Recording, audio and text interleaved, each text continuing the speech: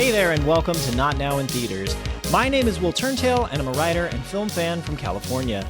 This episode is about The Love Witch, a true indie comedy horror from filmmaker Anna Biller. Despite a 2016 release date, The Love Witch looks straight out of the 1960s. It was shot on 35mm, printed from an original negative, and is dolled up in retro trimmings. The movie's offbeat style, like a love letter to 1960s horror movies and Technicolor films, has earned it plenty of fans out there. Just before we start, here is a reminder that making films is hard, and you have to respect that, so any criticisms are meant to be constructive. Also, my reviews can contain spoilers. I'll do my best to call them out for you if they come up. Alright, let's get to it. The Love Witch 2016 review, when a man is dying from desire, literally.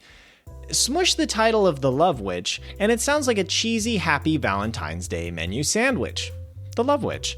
But this is no frilly rom-com. It's an independent horror comedy. And if you think it will tickle you with silly death and laughter, wrong again. It is filled with sex, violence, paganism, and heavy subtext. Critics have lavished praise on the film. See its 95% fresh rating on Rotten Tomatoes, and audiences have also been kind, giving it 61%. And The Love Witch is a meal and a half, full of visual style. It's certainly a lot to digest, but is The Love Witch a good movie? The Love Witch's plot. Elaine Parks is a young witch, desperate to find a man to love her. After the death of her husband, she arrives in Arcata, California, to start over. Elaine uses magic spells to seduce men as she searches for a new man, leading to disastrous results. And when a dead body is discovered, it's up to police officer Griff to investigate. Will the handsome Griff reveal Elaine's crimes, or be her next victim?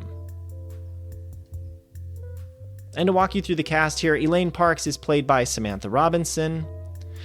Police Officer Griff is played by Gian Keys. And you can read the rest of the main cast here in the transcript. And if you'd like to see a trailer for The Love Witch, you can find that in the links in this episode section at the bottom of this transcript. It will help put you in the retro mood and give you a taste of how different this one is.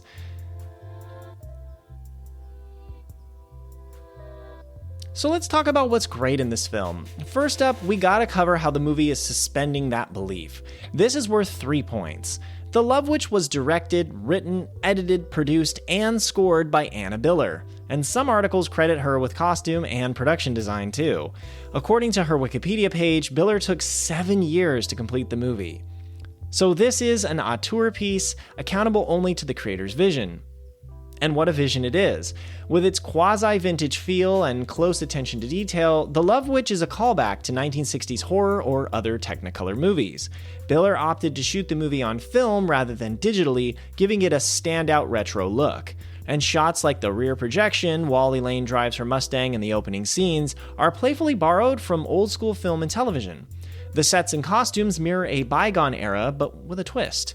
In the background, you can see modern cars and buildings. Still, Elaine looks like a character transported out of time, in her classic blue eyeshadow and long black boots. While it could be a distraction, the vintage elements mixed in a modern setting add to the suspension of belief. For example, Elaine and her witch cohort embody even more of an outsider's quality. And the settings are fun. We're treated to Elaine's outlandish apartment, decorated with pagan nudist art, or the town's vintage burlesque theater, of course, where women strip and dance for whistling men. But the most unique setting is the Victorian tea room.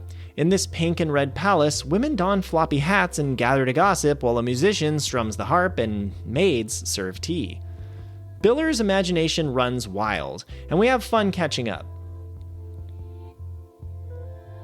Next, we have to talk about Samantha Robinson's tempting performance. This one is worth 6 big points. The number one reason to watch this movie is Samantha Robinson's breakout performance in the lead role of Elaine Parks. Playing Elaine was a tall order. Robinson needed to affect 1960s gestures and speaking manners. And Elaine is multidimensional, as she's sultry and seductive when seducing men, but self-pitying, pouty, and even callous in the presence of other women. Robinson pulls this all off and never lets it drop. She takes brooding drags on her cigarettes while bemoaning her latest victim is, quote, a pussy. She lies to another character's face with fake sincerity. In one moment, she appears as an innocent, mannered girl next door. In another, she joyfully strip-teases for a married man until he can't resist her. And if the range of the performance wasn't tricky enough, the movie's runtime is close to 2 hours, with Elaine appearing in nearly every scene.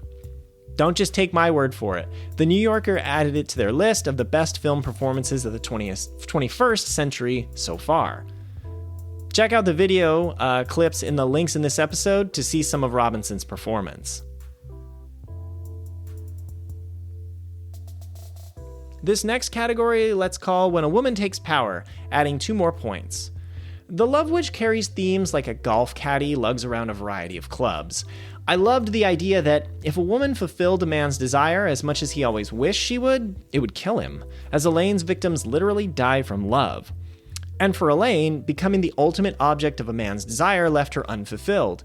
She keeps destroying the men in her life rather than keeping one bound to her, which she claims to ultimately want. She's a man-killing monster, the perfect embodiment of a 1960s or so beauty gone wrong. So now we have to talk about the not as good things. The first category let's call That's a Whole Lot of Love, and we'll remove 4 points for this. The Love Witch is 2 hours long and lacks excitement. Some of the scenes are ponderous, and I couldn't figure out if they were necessary. For example, the pagan rituals with Elaine and her fellow witches weren't entertaining, and I don't know their plot purpose. We already understand she's a witch. Unless I missed it, I couldn't see its relation to the story progression. And I wasn't gripped by Elaine's latest seduction or whether she would be caught. There's no moral crisis or mysterious tension as to what's going on. This next one let's call Dialogue Heavy, Not Laughing, and this is also a 4-point negative. The Love Witch dragged at times. Most of the movie is dialogue, and while I wasn't expecting a chase scene, it could have used something to shake this mold from time to time. It's also a comedy, but it's not the type where you laugh at a gag. Those who find the humor only get it through the associations with older movies or subtext. I didn't find this style of meta humor engaging. So adding it all up, The Love Witch scores 3 points.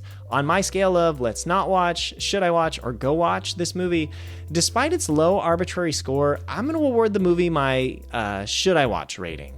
The Love Witch is a true vision and attempts to explore many themes of attraction and power among men and women. I appreciate its unique visual style and a stellar performance by Samantha Robinson. But I appreciated what the movie is more than what the movie does. It's a massive homage, and on that front, it nails everything. But it still has to be its own movie, and it was bogged down by some plotting scenes, and I didn't care for its plot.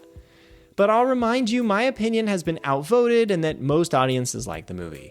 So if you like very auteur films, steeped in creative control, independent, you might be into it. If nothing else, it will put on a show. And it's a female-gazed movie, which is still too rare. Clearly, Anna Biller worked her ass off to put this into the world. So while I didn't love The Love Witch, give it a shot and maybe you will.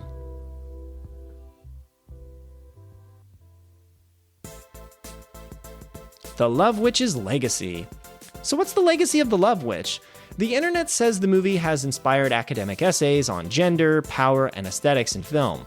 That doesn't surprise me. This movie has to come up whenever you discuss feminism and female-gazed movies. And there's of course that cult status I mentioned at the beginning of the episode. No doubt, many would admire shooting on actual film and the fact that Anna Biller performed so many roles. The movie did make it onto Best of 2016 film lists, such as one from IndieWire and The New Yorker. It also won as a tie for the Trailblazer Award and Best Costume Design at the Chicago Indie Critics Awards. It also received the Michael Cimino Best Film Award at the American Independent Film Awards. What's Anna Biller up to now? Well, back in 2017, she said her next movie would relate to Bluebird, if you know that character from French folktales. He's that wonderful guy that murders his wives, and the stories are about how the current one is trying to escape being his next victim. Very charming, right? Sounds like a perfect vehicle for a Biller film, and I would definitely tune in to check that out. But I don't know if that's happening. In 2023, her first book, Bluebeard's Castle, came out. so it seems like she decided to write it instead unless she later adapts it. The book has been praised by The Times, Literary Supplement, and The Telegraph.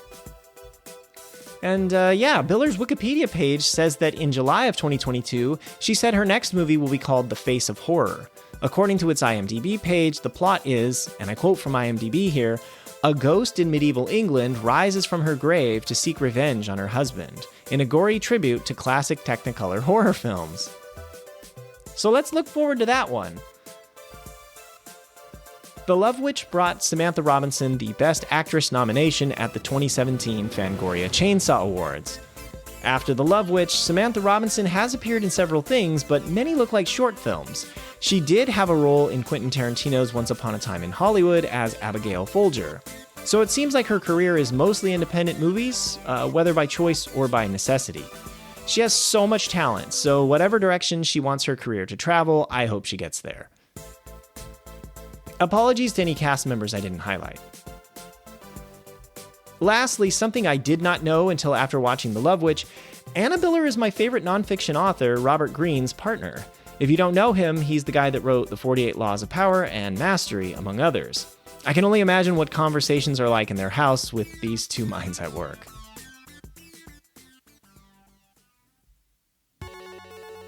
All right, that's all I have for this episode. Thank you so much for listening. If you haven't seen it, I hope you'll go watch The Love Witch. And if you have seen it, what do you think of it?